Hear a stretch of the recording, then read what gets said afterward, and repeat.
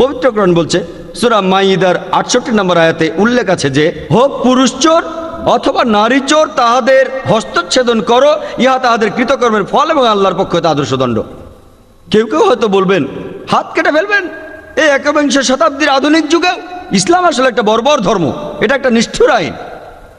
আর আমি জানি যে হাজার হাজার মানুষ চুরি করে, তাহলে আপনি যদি এদের সবার হাত কাটেন অনেক মানুষেরই হাত থাকবে না।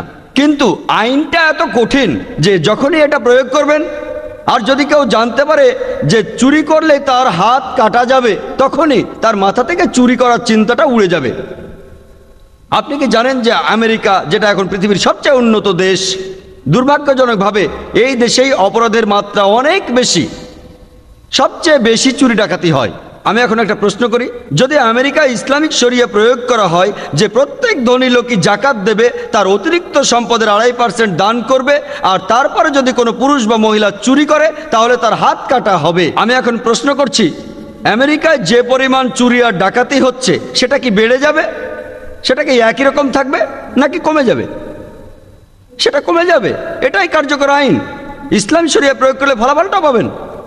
আপনাদের একটা উদাহরণ দেই যে বেশিরভাগ ধর্মই আমাদের বলে যে কোনো মহিলাকে উত্ত্যক্ত করবে না, কোনো মহিলাকে ধর্ষণ করবে না। হিন্দু ধর্ম এই কথা বলে, খ্রিস্টান ধর্ম এই কথা বলে, ইসলাম ধর্ম একই কথা বলে। তবে ইসলাম আমাদের দেখিয়ে দেয় কিভাবে সেই পরিবেশ তৈরি করতে হবে যেখানে আমাদের কেউ, পুরুষদের কেউ কোনো মহিলাকে উত্ত্যক্ত বা ধর্ষণ করবে না। ইসলামে হিজাব বলে একটা কথা আছে, লোকে শুধু মহিলাদের হিজাবের কথাই বলে। তবে আল্লাহ সুবহানাহু ওয়া তাআলা পবিত্র কোরআনে প্রথমে বলেছেন পুরুষের হিজাবের কথা, তারপর মহিলাদের। পবিত্র কোরআনে সূরা আল নূরের ৩০ নম্বর আয়াতে উল্লেখ আছে যে মুমিনদিগকে বলো তারা যেন দৃষ্টি সংযত করে এবং লজ্জাস্থানের হেফাজত করে। যখন একজন পুরুষ কোনো মহিলার দিকে তাকায়, তার মাথায় যদি কোনো কুচিন্তা আসে, সে তার দৃষ্টি নিচু করবে। একবার আমার এক বন্ধু, মুসলমান বন্ধু, সে একটা মেয়ের দিকে অনেকক্ষণ ধরে তাকিয়েছিল। আমি তাকে বললাম, ভাই তুমি এটা কি করছো? এভাবে মেয়েদের দিকে তাকানো ইসলামের সম্পূর্ণ নিষেধ। সে তখন বলল, আমাদের প্রিয় নবীজি বলেছেন যে প্রথম দৃষ্টিটার অনুমতি আছে, দ্বিতীয়টা নিষেধ করা আছে। আমি প্রথম দৃষ্টির অর্ধেকটাও শেষ করিনি। নবীজি এখানে বুঝিয়েছেন যে প্রথম দৃষ্টির অনুমতি আছে, দ্বিতীয়টা নিষেধ করা আছে। তার মানে এই নয় যে আপনি কোনো মহিলার দিকে তাকাবেন আর ২০ মিনিট ধরে অপলক তাকিয়ে থাকবেন। নবীজি বলেছেন কোনো মহিলার দিকে যদি আপনি অনিচ্ছাকৃত তাকান, ইচ্ছা করে তার দিকে আবার তাকাবেন না, তাকে গিলে খাবেন না। নবীজি এটাই বুঝিয়েছেন। এর পরের আয়াতে মহিলাদের হিজাবের কথা বলা হয়েছে। সূরা নূরের ৩১ নম্বর আয়াতে উল্লেখ আছে, মুমিন নারীদিগকে বলো তাহারা যেন দৃষ্টি সংযত করে এবং লজ্জাস্থানের হেফাজত করে। তাহারা যেন যাহা সাধারণত প্রকাশ থাকে তাহা ব্যতীত তাহাদের আবরণ প্রদর্শন না করে। তাহাদের গ্রীবা ও বক্ষদেশ যেন কাপড়ে আবৃত থাকে। আর তাহারা যেন আবরণ প্রকাশ না করে তাহাদের স্বামী, ভাই ব্যতীত। এখানে পুরুষদের একটা অনেক বড় তালিকা দেওয়া আছে যাদের তারা কখনোই বিয়ে করতে পারবে না। আর হিজাব পালন করার ৬টি নিয়ম রয়েছে। প্রথমে বলা হয়েছে পুরুষ আর নারীর কতখানি ঢাকতে হবে। পুরুষের জন্য হিজাব হলো নাভি থেকে গোড়ালি পর্যন্ত। মহিলাদের জন্য পুরো শরীরই ঢেকে রাখতে হবে। যে অংশটুকু দেখা যাবে তা হলো মুখ আর হাতের কবজি পর্যন্ত। কেউ কেউ বলেন এগুলোও ঢেকে রাখতে হবে। বাকি ৫টা নিয়ম দুজনের জন্যই এক। দ্বিতীয়টা হলো তাদের শরীরের পোশাক এমন আঁটোসাঁটো হবে না যাতে তাদের আকৃতি বোঝা যায়। তৃতীয়টা, পোশাকটা পাতলা হবে না যাতে ভেতরের দিক দেখা যায়। চতুর্থ, পোশাকটা এমন জমকালো হবে না যাতে বিপরীত লিঙ্গকে আকৃষ্ট করে। পঞ্চম, তাদের পোশাক অবিশ্বাসীদের পোশাকের মতো হবে না। ষষ্ঠ, তাদের পোশাক বিপরীত লিঙ্গের পোশাকের মতো হবে না। এগুলোই হলো হিজাব মেনে চলার ৬টা নিয়ম, যেটা পবিত্র কোরআন আর সহিহ হাদিসে আছে। আর পবিত্র কোরআন সূরা আহজাবের ৫৯ নম্বর আয়াতে হিজাবের কথা বলছে। হিজাবের কারণ দেওয়া হয়েছে, বলা হচ্ছে, হে নবী, তোমার স্ত্রী আর কন্যাদের বলো তারা যেন তাহাদের চাদরের কিয়দাংশ নিজেদের উপর টানিয়ে দেয়, ইহাতে তাহাদের চেনা সহজ হইবে, ফলে তাহাদেরকে উত্ত্যক্ত করা হইবে না। কোরআন বলছে মহিলাদের জন্য হিজাবের কথা বলা হয়েছে যাতে করে অন্য কেউ তাদের উত্ত্যক্ত না করে। আর ইসলামিক শরিয়া বলছে যদি কোনো লোক কোনো মহিলাকে ধর্ষণ করে সেই লোককে মৃত্যুদণ্ড দেওয়া হবে। লোকে হয়তো বলবে মৃত্যুদণ্ড এই একবিংশ শতাব্দীতে? ইসলাম একটা বর্বর ধর্ম, এটা একটা নিষ্ঠুর আইন, এটা একটা বর্বর ধর্ম। আপনারা জানেন যে আমেরিকা এখন পৃথিবীর সবচেয়ে উন্নত একটা দেশ, আর সেই দেশে অনেক বেশি পরিমাণে ধর্ষণ হয়। পরিসংখ্যান আমাদের বলছে যে প্রতিদিন গড়ে ১৯০০ জনেরও বেশি মহিলা ধর্ষিত হয় প্রতিদিন।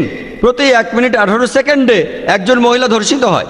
আমরা যতক্ষণ এই অডিটোরিয়ামে আছি প্রায় 2.5 ঘন্টারও বেশি সময় কতজন মহিলা ধর্ষিত হয়েছে? কতজন? 100 জনেরও বেশি আমেরিকাতে। আমি আপনাদের প্রশ্ন করি, যদি আমেরিকাতে ইসলামিক শরিয়া প্রয়োগ করা হয় যে প্রত্যেক পুরুষ যখনই কোনো মহিলাকে দেখবে দৃষ্টি নিচু করবে, মহিলারা সবাই হিজাব মেনে পোশাক পরবে, আর তারপর যদি কোনো পুরুষ কোনো মহিলাকে ধর্ষণ করে তাহলে মৃত্যুদণ্ড, আমি আপনাদের প্রশ্ন করছি, এতে করে কি ধর্ষণের পরিমাণ বেড়ে যাবে? সেটা কি একই রকম থাকবে নাকি কমে যাবে? এটা কমে যাবে, এটাই কার্যকরী আইন। ইসলামিক শরিয়া প্রয়োগ করলে হাতে হাতে ফল। আমি অমুসলিমদেরও এই প্রশ্নটা করেছি যে ধরুন কেউ একজন আপনার স্ত্রী বা আপনার মাকে ধর্ষণ করলো, আর ধরুন আপনি সেখানে বিচারক, ধর্ষক আপনার সামনেই আছে, তখন তাকে আপনি কি শাস্তি দেবেন? আর বিশ্বাস করুন তাদের সবাই বলেছে আমি তাকে মৃত্যুদণ্ড দেব। কেউ এমনও বলেছে যে তাকে অত্যাচার করে হত্যা করব। তাহলে কেন এই দুমুখ নীতি? যখন অন্য কারো স্ত্রীকে ধর্ষণ করা হচ্ছে তখন মৃত্যুদণ্ড একটা বর্বর আইন, আর যখন নিজের স্ত্রীকে ধর্ষণ করছে তখন আপনি বলছেন নিজেই মৃত্যুদণ্ডের কথা। কেন আপনাদের এই দুমুখ নীতি? আর আপনারা কি জানেন যে ইন্ডিয়ায় ক্রাইম ব্যুরোর একটা পরিসংখ্যান অনুযায়ী বলা হয়েছে যে প্রতি 54 মিনিটে ইন্ডিয়ায় একটা ধর্ষণের কেস রিপোর্ট করা হয়। আসলে কতগুলো হচ্ছে? আরও অনেক বেশি, রিপোর্ট একটা। আর স্বাভাবিকভাবেই ইন্ডিয়ার হোম মিনিস্টার এলকে আদভানি তিনি যেটা বলেছিলেন সেটা টাইমস অফ ইন্ডিয়ার হেডলাইন হয়েছিল। হেডলাইন তিনি বলেছিলেন যে আদভানি বলেছেন ধর্ষণের শাস্তি মৃত্যুদণ্ড, আর আইনে একটা সংশোধনের কথা বলেছেন। হেডলাইন ছিল টাইমস অফ ইন্ডিয়ায় 1998 সালের 28 অক্টোবরে। মাত্র একদিন আগে 1998 সালের 27 অক্টোবরে তিনি বলেছিলেন যে তিনি চান একজন ধর্ষকের শাস্তি হোক মৃত্যুদণ্ড। আলহামদুলিল্লাহ, ইসলাম যে কথা 1400 বছর আগে বলেছে এলকে আদভানি আজ সে কথাই বলছে, আর আমি তাকে অভিনন্দন জানাই। আমি এখানে পলিটিক্যাল পার্টির কথা বলছি না, আমি পলিটিশিয়ান নই, কিন্তু যদি কেউ সত্যি কথা বলে আমি তাকে অভিনন্দন জানাই। আর এই আইন প্রয়োগ করলে নিশ্চিতভাবে ধর্ষণের পরিমাণ কমে যাবে। হতে পারে এর পরের হোম মিনিস্টার হয়তো ইসলামী হিজাবও পালন করতে বলবে। ইনশাআল্লাহ ইন্ডিয়ায় ধর্ষণ পুরোপুরি বন্ধ হয়ে যাবে। তারা ইসলামের কাছাকাছি আসছে, তাই অভিনন্দন জানাই। এসো সেই কথায় যাহা আমাদের এবং তোমাদের মধ্যে এক। এলকে আদভানি বুঝতে পেরেছেন যে ইন্ডিয়ায় ধর্ষণের পরিমাণ বেড়ে গেছে, আর তিনি এখানে ঠিকই বলেছেন যে আইনটা একটু সংশোধনী দরকার, আর ধর্ষকের শাস্তি হওয়া উচিত মৃত্যুদণ্ড। আমি এটার পক্ষে, আমি প্রথম ইন্ডিয়ান হিসেবে আপনাকে সমর্থন করছি। তাই যদি ভালোভাবে দেখেন, ইসলাম ভালো কথা বলার পাশাপাশি আপনাকে দেখিয়ে দেয় কিভাবে ভালো জিনিসগুলো অর্জন করতে হবে। সেজন্য আমি বলি যে সব ধর্মগুলির মধ্যে ইসলাম ভালো কথা বলে, আর সেগুলো অর্জনের পথও আপনাকে দেখিয়ে দেয়। আর তাই আমাকে যদি কোনো ধর্ম পালন করতে হয় আমি সেই ধর্ম পালন করব যেটা ভালো কথা বলে আর আমাকে দেখিয়ে দেয় কিভাবে ভালোগুলো অর্জন করতে হবে। এজন্যই পবিত্র কোরআনে সূরা আল ইমরানের 19 নম্বর আয়াতে উল্লেখ আছে, ইসলাম, নিঃসন্দেহে একমাত্র গ্রহণযোগ্য দিন আল্লাহ সুবহানাহু ওয়া তাআলার কাছে যখন কোনো ব্যক্তি আল্লাহর কাছে তার ইচ্ছাকে সমর্পণ করে।